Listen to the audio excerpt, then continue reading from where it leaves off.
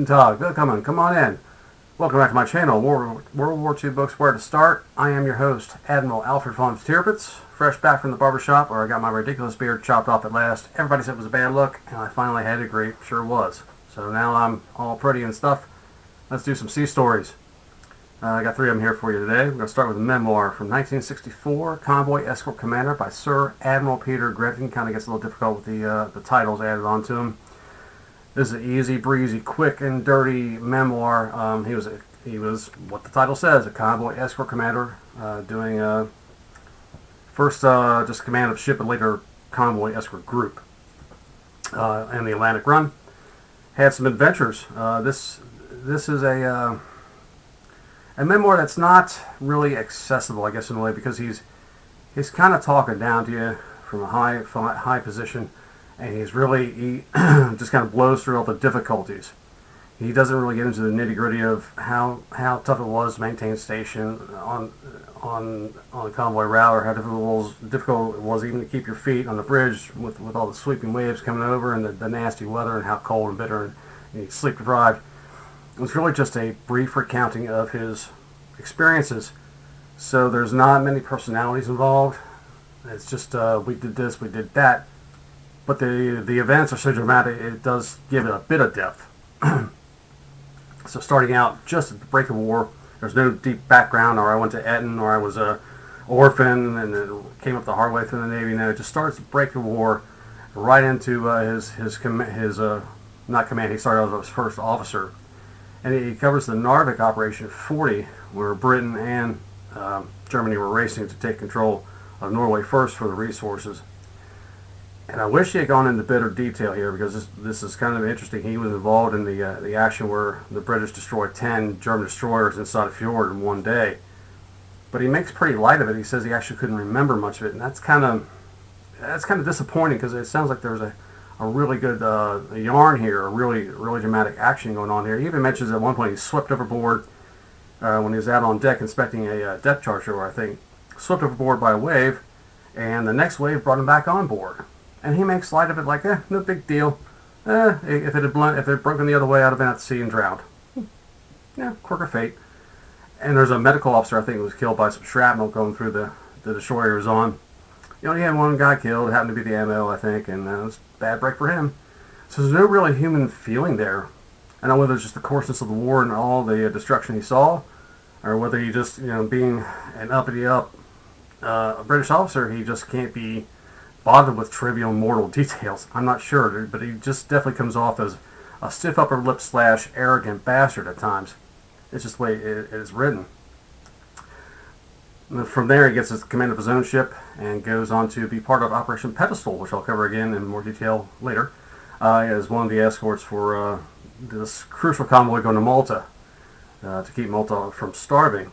And he sees the Eagle sink, and then during a night attack by some submarines, his ship ends up ramming an Italian submarine and sinking it, for which he is commended, and given a promotion, all that good stuff. And pretty dramatic stuff again, but he makes it feel like just all in a day's work, and man, it's just like getting up and clipping your fingernails. It was a brief bump in the road, but we got to get on with the job.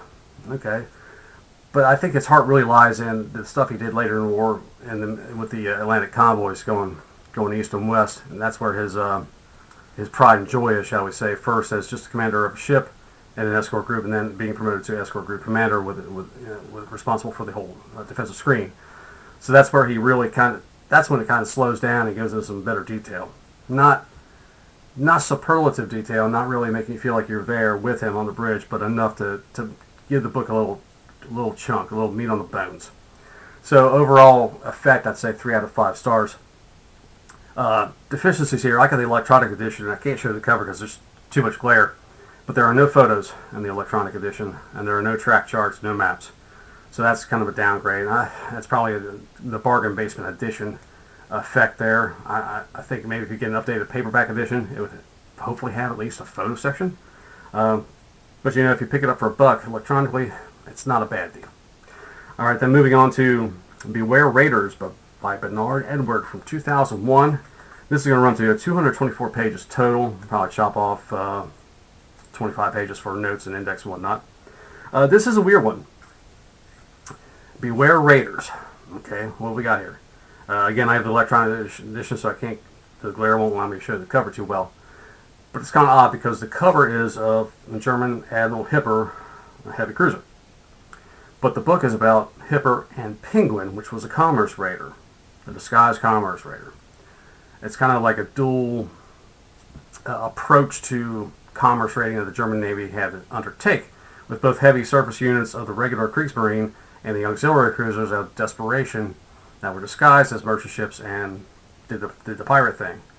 So Penguin was very successful, and Hipper had a very checkered operational history under lackluster captains and hindered by heavy-handed control from Hitler on down through the Kriegsmarine staff. And additionally, the captains of Hipper have been not treated well by history. They've all been kind of blown off as blase to bad. So you got a really successful cruise by the Penguin, which ends in disaster. They got caught and blown up. And you got the Hipper, which waddled about the Atlantic here and there and tried to do its thing. Occasionally had a couple successes, but was laid up after a Arctic convoy went horribly awry and never did anything again. She was so damaged they just laid her up and eventually moved her to Kiel. The dying days of the war, the RAF blasted her out of the water, and she turned turtle and eventually got dragged out.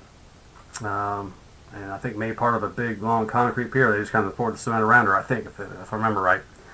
So kind of a checkered history for the Hipper there, also saddled with bad engines. What are you going to do? Bernard Edwards was not a professional, or is not a professional historian. He was a retired merchant sea captain. He's got like 20 books to his credit. He's from Scotland. And I think at 89 or 92 years old, or something like that, I think he's still with us. And, this was billed as his most successful book. And again, the electronic edition has no photos, no track charts, no maps. And that's really disappointing for this because there's so much going on in an individual convoy attack action. You kind of need a track chart to show the positions of the ship, where torpedoes were fired, when fire was open, when fire was ceased, who sank what sank where. You really need track charts for naval stuff. And here you get nothing. So it's kind of tough to keep it in your mind where everybody is and what happened when. In addition to this, he makes some contradictory statements from paragraph to paragraph, canceling himself out for things he asserts in one paragraph. A couple paragraphs later, he says almost the opposite or adds detail that wasn't there before. You're like, did that check out? And I have to go back and look. So there's that. There's also a matter of he tripped my good boy Clay Blair up. He got one over on Clay Blair. So there was a particular attack on the ship that interested me because of that contradictory information again. So I went back to check Blair. And Blair doesn't have the ship listed in his index at all for Hitler's U-Boat War, Volume 1. And oh my God, he missed one. So I checked uboat.net. And they did have the aforementioned merchant ship named and crew and captain and cargo and fate. So even Clay Blair can miss one. And my hero has fallen a little bit. What are you going to do? Can't be perfect, I guess. But that's Beware Raiders by Bernard Edwards. I guess it's worthwhile. It's still in print. If you're really dedicated to the Raider warfare stuff. And then we're going to finish up with Operation Pedestal by Sir Max Hastings. This was released very recently, 2021, to the tune of 369 pages, main body text. And this is going to cover just that aforementioned convoy to Malta in 42 to keep Malta alive and breathing and eating. In 42, Great Britain was just getting battered from pillar to post, shall we say, with naval issues in the Med and the Far East, and just getting whipped all around. It was a very, very brutal, pressure-packed situation. And of course, the Royal Navy did not want to run another convoy to Malta. They hated losing ships. They lost a bunch of ships off Crete. They were losing escorts in the Atlantic to weather and enemy action. Last thing they wanted to do was mount another high-risk exercise to satisfy what they considered to be basically political components rather than military action to win the war, which throws the people of Malta under the bus entirely. Right? They're starving. They have no other means of supply. They're the most bombed patch of Earth on the planet. Period. Crete took more, or Malta took more bombs on that surface than I think any other patch of land in the war, and maybe even into the Vietnam War. That's not a world record you want to hold. In an Axis-controlled country, Malta wouldn't let them starve. To hell with them. They're just useless mouths, right? But in the West, we actually give a damn whether people live or die. So against the Royal Navy's objections, they were ordered to mount this operation. And it was pretty much a bit of a shambles. From my amateur hour perspective here, even throwing 3 or 4 aircraft carriers into it and a ton of escorts to get, I think it was 14 merchant ships through from Gibraltar to Malta. It's like a 500, 700 mile stretch, something like that, maybe 1,000. And they just took a pounding from the combined air force of Italy and Germany, plus the U-boats. And the Italian surface navy pretended they were going to intervene, but the Brits did take care of that little would-be threat. The Italian navy on the surface was just not up to any real confrontation with the British. The one time they tried to Matapan, they got their asses kicked pretty solidly. So they never really messed with it again. But the submarines were pretty effective here and there. So the thing with Hastings, I love him for his general histories of the final year of the war, both in the European theater and the Pacific theaters. I've mentioned about Retribution over and over again. And his general history of the war from 39 to 45, it's called All Hell Broke Loose in the British edition.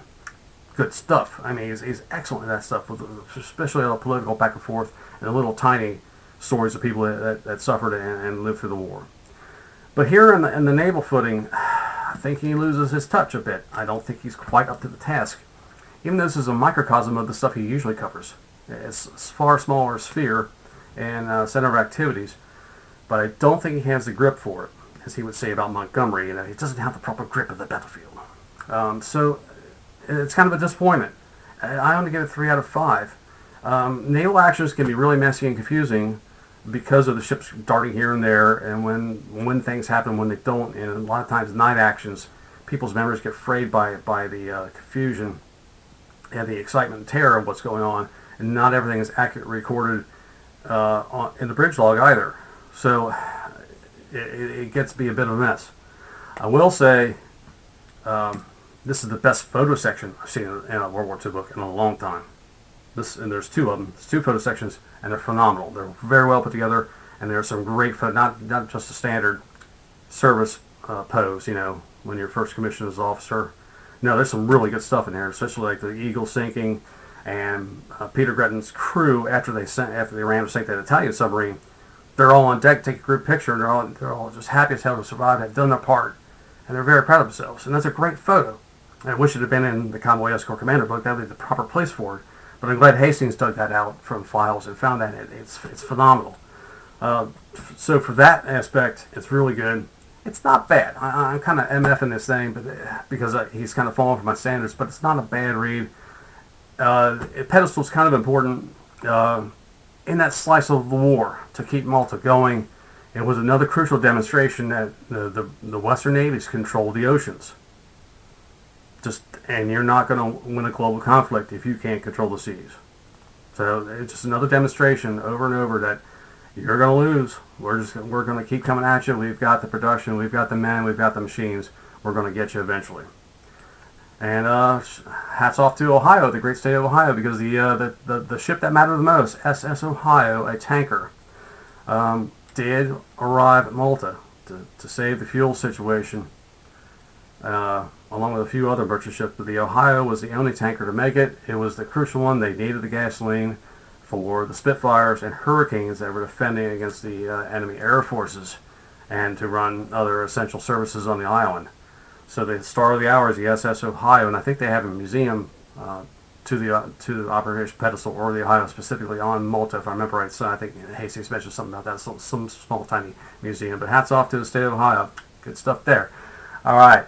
This will conclude our session for today. Hope you found something you liked. We got Convoy Escort Commander by Sir Admiral Peter Gretton and Beware Raiders by Bernard Edwards. And then Operation Pedestal by Sir Max Hastings. Got a lot of nobility running around today. All right. Until next time, I'm Admiral Alfred von Tirpitz. enjoying my newfound freedom from my ridiculous beard. Until next time, happy reading.